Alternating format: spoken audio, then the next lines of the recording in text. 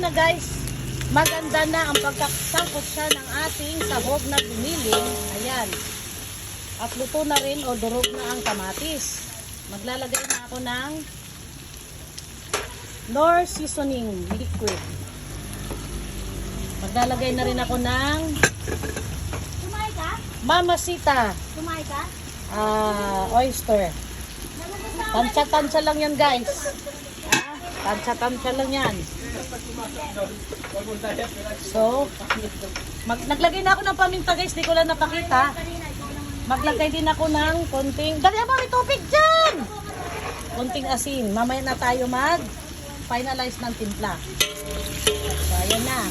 Halo na natin para mag-well combine na ang ating ingredients. Ayan. After nyan, ay, nabahing ako sa paminta. Ayan, kulo-kulo na. As you see, ngayon, ilunod na natin ang